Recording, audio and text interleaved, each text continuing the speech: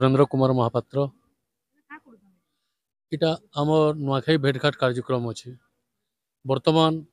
लोहरापड़ारू शिव झाड़ेश्वर मंदिर प्रांगण में आमर कलश यात्रा आरंभ हो। लोहरापड़ारू झाड़ेश्वर मंदिर तक बहुत निराडंबर भाव यहाँ आम कलश यात्रा हो प्रतिवर्ष हो। हूँ कृष्णचंद्र महापात्र मो झारसुड़ा झाड़ेश्वर मंदिर पूजक आज आमर झारसुड़ा डिस्ट्रिक्ट तरफ आमर शैव पूजक मानकर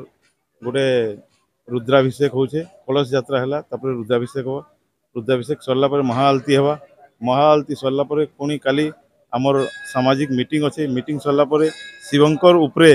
नाच गीतर प्रोग्राम करा आमर समाज रे जेन एटा नुआखाई भेर होছে कि हमको बहुत खुशी लगुचे। आम झाड़ेश्वर मंदिर रे 108 कलश बाहरी छे आर वर्ष एटा होचे हमको बहुत खुशी लगुचे बहुत बहुत खुशी लगुचे। आम समाज रे एटा होचे बोल के बहुत भल लगुचे सब वर्ष करसु आमे आ सब दादा भाई माने समस्त आम समाज रे जहा छन समस्त मिसी छन आ नुआखाई भेटा 2 दिन करमु। आज कलश यात्रा अच्छे काली नुआखाई भेटघाट अच्छे फिर किसी किसी प्रोग्राम अच्छे सेति इटा मोर नुआखाई भेटघाट होचे नुआखाई भेट हम कलश यात्रा करूछु कलश यात्रा बुड़े कि जिमु हम झारसा में नेकी कलश यात्रा स्थापना करमु गला वर्ष न होचे आसंता वर्ष न होचे एटा वर्ष फिर 2 नंबर वर्ष है